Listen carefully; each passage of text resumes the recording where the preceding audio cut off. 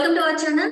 నేను save 2019లో YCP party వచ్చిన తర్వాత అయితే ప్రజా వేదికని భవనాన్ని అయితే కూల్చేయడం జరిగింది. అయితే ఇప్పుడు ఈ ఈ ఇయర్ మాత్రం మనకి ఏంటంటే కూటమి అయితే అధికారంలోకి వచ్చింది. అయితే కొంతమంది వాదన ఏంటంటే ఆ ప్రజా వేదికని మళ్ళీ పునర్నిర్మాణించి మళ్ళీ అక్కడ నుంచి అధికారం స్టార్ట్ చేయాలని అంటుంటే, కానీ కొంతమంది మాత్రం దాన్ని పునర్నిర్మాణం చేయకుండా అలానే భావి తరాలకి ఒక మ్యూజియం లాగా చూపెట్టాలని చెప్పేసి కొంతమంది అంటున్నారు. మరి ఇందులో ఏది జరగబోతుంది ఏంటి, అసలు ఈ ప్రజా వేదిక నిర్మిస్తారా లేకపోతే ఇలానే ఉంచుతారా అనేది మనకు వివరించడానికి మనతో పాటు ఉన్నారు ప్రముఖ senior journalist, political analyst CS Rao garu. నమస్కారం సార్. నమస్తే సరే, ఇప్పుడు చూస్తుంటే ప్రజా వేదిక 2019లో వైసీపీ ప్రభుత్వం ఏర్పడిన తర్వాత దాన్ని అయితే కూల్చివేయడం జరిగింది. అయితే ఇప్పుడు కూటమి ప్రభుత్వం ఏర్పడిన తర్వాత చంద్రబాబు నాయుడు గారు ఇప్పుడు ముఖ్యమంత్రి అవుతున్నారు. అంటే ప్రమాణ స్వీకారం ఇంకొక రోజు ఉంది మనకి. అయితే ఇప్పుడు ఏంటంటే కొంతమంది ఈ ఏదైతే ప్రజా వేదిక ఉందో దాన్ని పునర్నిర్మించాలి అని చెప్పేసి కొంతమంది అంటుంటే, లేదు దాన్ని ఒక మ్యూజియం లాగా చేసేసి నెక్స్ట్ జనరేషన్ కి చూపించాలి అని చెప్పేసి కొంతమంది అంటున్నారు. అయితే ఇందులో ఏది జరగబోతుంది సార్? సో దీని మీద చాలా సీరియస్ గా చర్చ జరగాల్సినటువంటి అవసరం ఉంది. ఎందుకంటే భవిష్యత్ తరాలకి ఒక సంకేతం అనేది పంపించాలి. చరిత్ర, రాష్ట్రం ఏర్పడిన తర్వాత ఏం జరిగింది, రాష్ట్రం ఏర్పడిన తర్వాత జరిగిన పరిణామాలు ఏంటి, వీటన్నిటి మీద ఖచ్చితంగా భవిష్యత్ తరాలకి చేయాల్సిన అవసరం ఉంది. తెలియజేయాల్సిన అవసరంతో పాటు ఆవశ్యకత కూడా ఉంది. కారణం ఏంటంటే జగన్మోహన్ రెడ్డి అనేటువంటి ఒక రాజకీయవేత్త ముఖ్యమంత్రి అయిన తర్వాత ఆంధ్రప్రదేశ్ ఏ విధంగా డిజాస్టర్ అయింది, అంటే ఏ విధంగా నష్టపోయింది 5 సంవత్సరాల పరిపాలనలో అనే దాని మీద చెప్పాలంటే కనుక 2019లో ఆయన ముఖ్యమంత్రి అయిన తర్వాత కూల్చేసినటువంటి ప్రజావేదిక ఒక ప్రత్యక్ష ఉదాహరణగా కనిపిస్తుంది. దాన్ని భవిష్యత్ తరాలకు కూడా చూపించడం ద్వారా జగన్మోహన్ రెడ్డి అనే అతను ఉండేవాళ్ళు. ఆయన ఒక 5 సంవత్సరాల పాటు ముఖ్యమంత్రిగా పనిచేశారు. ఆ టైంలో ఆయన ఏమేం చేశారు, ఏ విధంగా వ్యవస్థలను కూల్చేశారు, ఏ విధంగా రాష్ట్రాన్ని కూల్చివేశారు, ఆర్థికంగా నష్టపరిచారు, ఏ విధంగా విధ్వంసం సృష్టించారు అని చెప్పడానికి ప్రజావేదికను యాజ్ గా ఉంచాలి అనేది ఇప్పుడు తెలుగుదేశం పార్టీలో ఉండేటువంటి వాళ్ళు కొంతమంది చంద్రబాబు నాయుడికి విజ్ఞప్తి చేస్తున్నారు, తెలియజేస్తున్నారు. కారణం ఏంటంటే అమరావతి అనేటువంటి ఒక రాజధాని, గ్రీన్ ఫీల్డ్ రాజధాని ప్రపంచంలోనే నెంబర్ 1 చేయడానికి చంద్రబాబు నాయుడు శంకుస్థాపన చేయించారు 2014లో ఆయన గెలిచిన తర్వాత. నరేంద్ర మోడీ కూడా ప్రధానమంత్రి హోదాలో అక్కడికి వచ్చారు. అలాగే అప్పట్లో తెలంగాణ సీఎంగా ఉన్నటువంటి కేసీఆర్ తో పాటు పక్కన తమిళనాడులో ఉన్నటువంటి నేతలు, సీఎంలు అందరూ వచ్చారు. అంగరంగ వైభవంగా ఆర్భాటంగా ఆ శంకుస్థాపన జరిగింది, అమరావతి శంకుస్థాపన జరిగిన తర్వాత అసలు ప్రపంచంలోనే ఏ రాష్ట్ర రాజధానికి లేనటువంటి విధంగా అత్యాధునికమైనటువంటి సౌకర్యాలతోటి, సాంకేతిక పరిజ్ఞానంతో ఒక గ్రీన్ ఫీల్డ్ సిటీని ఏర్పాటు చేయడం ద్వారా ప్రపంచాన్ని ఆకర్షించాలి అనేటువంటి ఒక ప్రయత్నం చేశారు చంద్రబాబు నాయుడు. దానికి సంబంధించి ఒక సిఆర్డిఏ అనేటువంటి ఒక సంస్థను ఏర్పాటు చేశారు. దానికి చట్టబద్ధత కూడా కల్పించారు.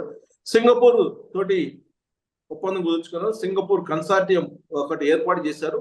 అక్కడ నిర్మాణాలను ప్రారంభించారు. అమరావతికి సంబంధించి అమరావతి అనేటువంటి రాజధాని నిర్మాణానికి ముందుగా అసెంబ్లీలో దాని గురించి చర్చించినటువంటి సందర్భంగా జగన్మోహన్ రెడ్డి చెప్పినటువంటి మాట ఏంటంటే అమరావతిలో రాజధాని ఉండాలి, విజయవాడ గుంటూరు మధ్యలో. దానికి తాను కూడా అంగీకరిస్తున్నాం, తన పార్టీ కూడా ఆమోదం తెలుపుతుందని చెప్పిన తర్వాత అసెంబ్లీలో ఏకగ్రీవంగా తీర్మానం చేశారు. అది రికార్డులో ఇప్పుడు కూడా ఉంటుంది. సో తీర్మానం చేసినటువంటి జగన్మోహన్ రెడ్డి 2019లో అధికారంలోకి వచ్చిన తర్వాత అమరావతి అనేటువంటి ప్రాంతాన్ని గాలికి వదిలేసి దాన్ని ఒక శ్మశానంగా మాట్లాడుతూ దాన్ని ఒక సామాజిక వర్గం నిర్మించుకుంటున్నటువంటి ప్రాంతంగా, అక్కడేదో ఇన్సైడర్ ట్రేడింగ్ జరిగిందని, భూములు కొమ్ముకోవడం జరిగిందని రకరకాలుగా ప్రచారం చేసి 3 రాజధానులు అనే కాన్సెప్ట్ని తీసుకొచ్చి అమరావతిని కనుమరుగు చేయాలి అనేటువంటి ఒక ఆలోచన ఆయన చేశాడు. దానికి కారణం ఏంటంటే కేవలం చంద్రబాబు నాయుడు దాన్ని శంకుస్థాపన చేసి డిజైన్ చేశారు. భవిష్యత్ తరాలకి చంద్రబాబు నాయుడు పేరు పదిలంగా ఉంటుంది కాబట్టి రాజధాని అమరావతిలో ఉండకూడదు అనేటువంటి కాన్సెప్ట్ తోటి జగన్మోహన్ రెడ్డి 3 రాజధానులు అనేటువంటి దాన్ని తెర మీదకి తీసుకొచ్చారు. ఆ రోజు నుంచి జగన్మోహన్ రెడ్డికి కౌంట్ స్టార్ట్ అయింది. సో ఆ 3 రాజధానులు చేసిన తర్వాత జరిగిన పరిణామాలన్నీ కూడా మనకు తెలుసు. అయితే ఇప్పుడు జగన్మోహన్ రెడ్డి ప్రభుత్వం కూలిపోయింది, కుప్పకూల్చారు ప్రజలు.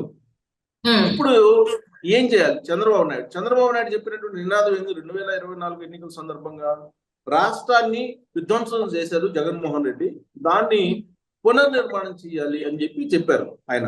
ఎన్నికల స్లోగన్ అదే, పునర్నిర్మాణం చేయాలి రాష్ట్రాన్ని, విధ్వంసం సృష్టించాడు, దాదాపు 30 ఏళ్ళు వెనక్కి తీసుకెళ్లిపోయాడు రాష్ట్రాన్ని అని ఆయన చెప్పినటువంటి మాట. సో పునర్నిర్మాణం అని అంటే ఎక్కడైతే జగన్మోహన్ రెడ్డి కూల్చేశాడో ప్రజావేదికని, అక్కడి నుంచే పునర్నిర్మాణం యొక్క పనులు స్టార్ట్ చేయాలి అనేది కొంతమంది అభిప్రాయం. ఎందుకంటే ప్రజావేదికను కూల్చివేసి తాను విధ్వంసకారుణ్ణి అని జగన్మోహన్ రెడ్డి ఒక సంకేతం ఇచ్చాడు. ఆయన ముఖ్యమంత్రిగా రాగానే తాను ఆ విధ్వంసానికి వ్యతిరేకంగా పునర్నిర్మాణం చేపడుతాను అని సంకేతం ఇవ్వడానికి అదే ప్రజావేదికని మళ్ళా పునర్నిర్మించాలి అనేటువంటిది ఒక సలహా చంద్రబాబు నాయుడికి తెలుగుదేశం పార్టీలో ఉండేటువంటి వాళ్ళు కొంతమంది ఇస్తూ ఉన్నారు. ఇదే సమయంలో మరి కొంతమంది ఏం చెప్తున్నారు, లేదు ఖచ్చితంగా ప్రజావేదికను అలానే ఉంచాలి, అమరావతి అనేది రాబోయేటువంటి రోజుల్లో భవిష్యత్తు తరాలకు ఒక నమూనాగా లేదా రాష్ట్ర రాజధాని ప్రపంచాన్నే ఆకర్షించేటువంటి ఒక రాజధానిగా ఏర్పడబోతుంది అమరావతి. సో అమరావతి ప్రపంచవ్యాప్తంగా కూడా ప్రాచుర్యం పొందుతుంది కాబట్టి రాబోయేటువంటి రోజుల్లో పర్యాటకులు కూడా ఎక్కువ ఉండే అవకాశం ఉంది, పర్యాటకులు కూడా చూడటానికి వచ్చేలాగా దాని నిర్మాణం ఉంటుంది. కాబట్టి భవిష్యత్ తరాలకు కూడా తెలిసేలాగా ప్రజావేదికని అలానే ఉంచేసి, కూల్చేసినటువంటి ప్రజావేదికను అలానే ఉంచేసి ఒక మ్యూజియం లాగా అక్కడ పెట్టేసి, ఆ మ్యూజియంలో పెట్టేసిన ఆ శిథిలాలు ఏవైతే ఉన్నాయో ప్రజావేదిక శిథిలాలు, వాటిని అలానే ఉంచేసి భవిష్యత్ తరాలు వాళ్ళు వచ్చి చూసినప్పుడు, అమరావతిని చూసినప్పుడు, ఈ శిథిలాలను చూసిన తర్వాత జగన్మోహన్ రెడ్డి విధ్వంసకారుడు అనేది తరతరాలకి తెలియజేయాలి, భవిష్యత్ తరాలకు కూడా తెలియజేయాలి. కాబట్టి దాన్ని అలానే ఉంచాలనేది కొంతమంది చెప్తున్నటువంటి అభిప్రాయం. ఇలాంటి పరిస్థితుల్లో మరి కోర్ క్యాపిటల్ ఏరియాలో ఉంది, ప్లస్ చంద్రబాబు నాయుడు ఇంటి పక్కనే అది ఉంది ప్రజావేదిక. దాన్ని మరి ఏం చేస్తారు అనేది ఒక డిబేటబుల్ క్వశ్చన్. ఇప్పుడు ఎందుకంటే 9 కోట్లు, సుమారుగా 9 కోట్ల వ్యయంతో నిర్మించినటువంటి ప్రజావేదికని జగన్మోహన్ రెడ్డి రావడంతో దాన్ని కూల్చేశారు. సో కాబట్టి ఆయన కూల్చివేత దగ్గర నుంచి మొత్తం రాష్ట్రాన్ని కూల్చివేశారు, రాష్ట్రాన్ని కూలిపోయేటట్టు చేశారు. సో దీంతో రాబోయేటువంటి తరాలకు, భవిష్యత్ తరాలకు కూడా ఈ ప్రజావేదికను చూపించడం ద్వారా, గతంలో మనం తుగ్లక్ వీళ్ళ గురించి చరిత్రలో చదువుకున్నాం కదా. సో రావణాసురుడు పురాణాల్లో చదువుకున్నాం. సో ఇప్పటికి కూడా రావణాసురుడు అంటే ఎలా ఉంటాడు ఏంటి అనేది మనకు గుర్తొస్తుంది. అలాగే తుగ్లక్ గురించి చరిత్ర చదువుకుంటే తుగ్లక్ పరిపాలన ఏ విధంగా ఉండేది అనేది మనకు ఇన్ని జనరేషన్స్ మారినప్పటికి కూడా గుర్తుంటుంది.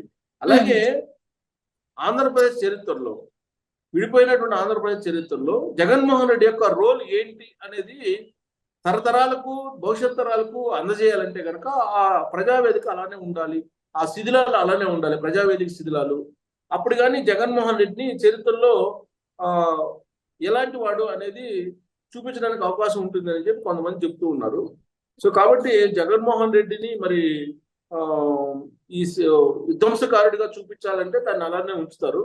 లేదు ఈ 5 సంవత్సరాల్లో నాకు పరిపాలన చేయమని ప్రజలు ఇచ్చారు, పునర్నిర్మాణానికి నేను కట్టుబడి ఉన్నాను కాబట్టి నిర్మించాలి అనుకుంటే ప్రజావేదికను మళ్ళీ తిరిగి పునర్నిర్మిస్తారు చంద్రబాబు నాయుడు. మరి ఆయన ఏం చేస్తాడు అనేది ఇప్పుడు బలంగా రెండు అభిప్రాయాలు మనకు కనిపిస్తున్నాయి, బలమైనటువంటి అభిప్రాయాలు. ఈ 2 అభిప్రాయాల్లో ఎటువైపు మొగ్గు చూపుతారు అనేది ఆసక్తికరమైనటువంటి అంశం మనకి. జగన్మోహన్ రెడ్డి భవిష్యత్ తరాలకి ఆయన తుగ్లక్ లగ్నం లేదంటే ఒక రావణాసురుడు చూపించాలనుకుంటే అది ఉంచుతారు. లేదు జరిగిపోయింది, ప్రజలు శిక్షించారు, అతన్ని మళ్ళా లేవకుండా ఇంకా మళ్ళా ఆయన సంబంధించినటువంటి ఆనవాళ్ళు ఎందుకు ఉండాలి అనుకుంటే కనుక దాన్ని పునర్నిర్మాణం చేసి అమరావతిలో మళ్ళా ఇది ఒక దిష్టి సుక్కలాగా ఎందుకు ఉండాలి, కూల్చివేసిన శిథిలాలు అనుకుంటే కనుక దాన్ని పునర్నిర్మిస్తారు. సో మరి ఇది ఒక సుదీర్ఘ కాలం పాటు మరి దీనికి సంబంధించిన చర్చ అయితే జరుగుతుంది. ఇప్పుడైతే ప్రజావేదిక నిర్మాణం జరగదేమో అనుకుంటున్నాను నేను.